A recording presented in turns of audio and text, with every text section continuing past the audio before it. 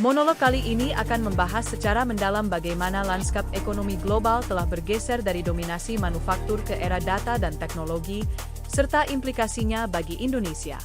Kita akan mengupas taji kebijakan tarif sebagai alat diplomasi, peran data sebagai minyak abad ke-21, dan bahaya hilangnya kedaulatan data jika Indonesia tidak segera berbenah.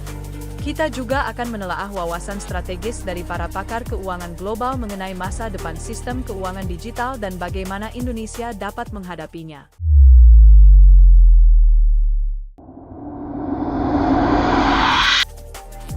Revolusi struktural dalam sistem keuangan global, wawasan dari para pakar. Percakapan dengan Richard adalah titik awal. Namun, pemahaman Anda diperdalam oleh sebuah buku penting berjudul Digital Finance and the Future of the Global Financial System, yang ditulis pada tahun 2022 oleh dua profesor keuangan dari Warsaw University, Polandia, Lech Gasiorkiewicz dan Jan Monkiewicz. Buku ini, kumpulan tulisan akademisi dan regulator, mengurai inovasi seperti fintech, blockchain, CBDC, open finance, dan embedded finance. Dari buku ini, Anda menyadari bahwa data bukan sekadar algoritma, melainkan pengendali kedaulatan finansial negara. Transformasi digital dalam sistem keuangan global bukanlah tren temporer, melainkan sebuah revolusi struktural yang mengubah paradigma ekonomi global. Meskipun Anda sudah memiliki pemahaman sejak tahun 1997 sebagai anggota tim aplikasi telematika Indonesia untuk sektor keuangan, buku ini memberikan 5 wawasan strategis utama yang praktis dan perlu diperhatikan untuk membentuk arah masa depan sistem keuangan global. Buku ini menegaskan bahwa aturan kode, algoritma, dan smart contracts kini memainkan peran yang setara bahkan melebihi regulasi berbasis hukum tertulis. Logika bisnis menjadi otomatisasi digital, dan kepatuhan, compliance, tidak lagi berbentuk dokumen, melainkan penerapan kode otomatis. Integrasi blockchain dalam sistem perbankan tradisional, misalnya, menunjukkan peningkatan kecepatan, transparansi, dan efisiensi Know Your Customer, KYC, dan trade finance saat dijalankan lewat smart contracts. Implikasi strategis ke depan. Regulator global seperti BIS atau IMF pasti akan mengembangkan kerangka tech regulation adaptif yang mampu menghasilkan hukum digital, code law, bukan hanya hukum normatif. Ini berarti bahwa pembuatan hukum akan semakin bergeser dari ranah legislatif tradisional ke ranah pemrograman.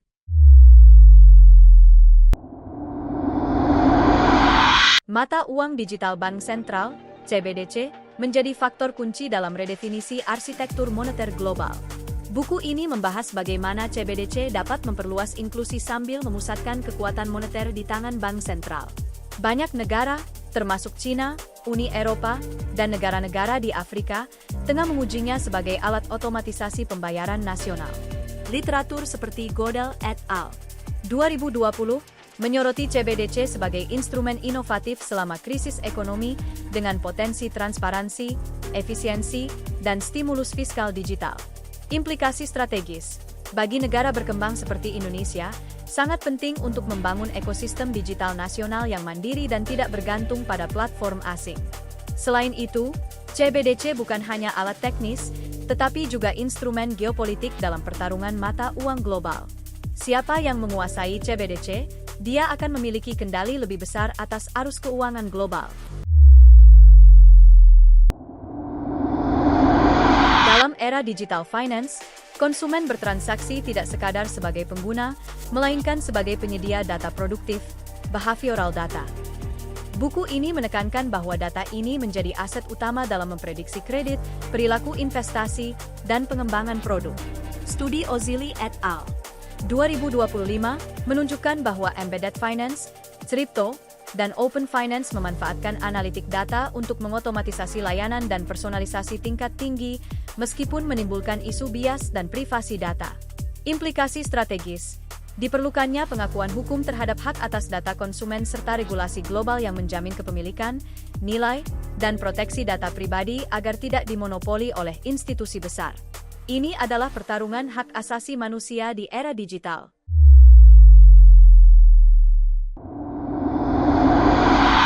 Digitalisasi memperkenalkan risiko sistemik baru yang berbeda dari kegagalan tradisional seperti krisis likuiditas bank. Buku ini menyoroti ancaman cyber risk, kesalahan sistem AI, dan kerentanan otomatisasi sebagai sumber potensi krisis mendadak. Kajian blockchain dan DeFi menggambarkan bahwa kesalahan kode dapat memicu kerugian investor besar dalam hitungan detik. Sementara itu, pengawasan regulasi belum secara memadai memetakan risiko ini. Implikasi strategis, institusi keuangan global, regulator, dan bank sentral perlu membangun sistem real-time monitoring dengan stress test algoritma dan protokol kolaborasi internasional dalam keamanan siber. Keamanan siber bukan lagi sekadar isu teknis, melainkan isu kedaulatan dan stabilitas ekonomi global.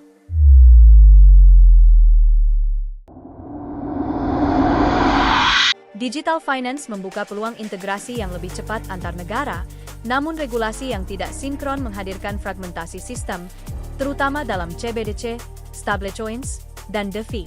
Buku ini menggambarkan bagaimana tanpa koordinasi global, sistem akan pecah menjadi ekosistem tertutup. Studi G02, 2025, menyarankan interoperabilitas teknis dan regulasi sebagai prinsip panduan fase transisi, agar sistem TradFi, keuangan tradisional, dan DeFi dapat berinteraksi. Laporan IMF dan survei OMFIF menunjukkan penurunan kepercayaan bank sentral terhadap CBDC lintas negara sebagai solusi dominan. Sebagian memilih perbaikan sistem pembayaran existing seperti SWIFT ISO 20022-2025. Implikasi strategis, forum internasional seperti G20, OECD, dan BIS harus merumuskan standar governance digital finance, menghindari arbitrase regulasi dan menjaga interoperabilitas global. Tanpa standar ini, negara-negara akan terjebak dalam ekosistem tertutup yang justru menghambat inovasi dan inklusi.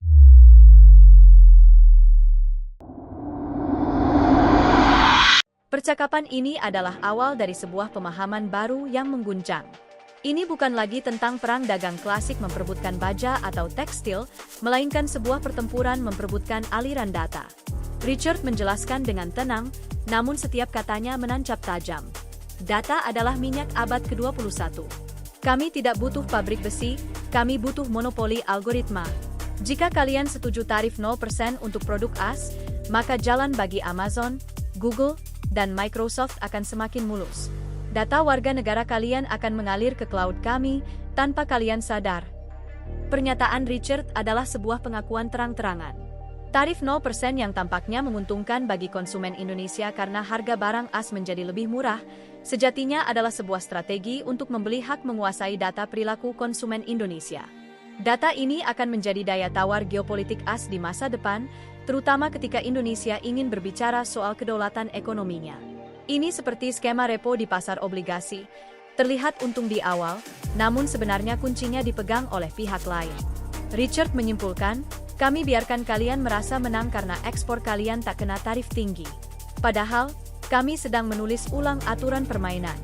Kalian menandatangani kesepakatan, sementara server kalian perlahan tergantung pada AWS atau Microsoft Azure.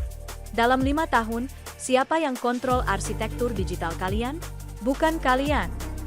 Indonesia, dalam skema ini, ditempatkan sebagai pasar yang empuk, sebagai sapi yang digiring ke kandang, diberi makan data, dan diperah oleh kapitalisme global.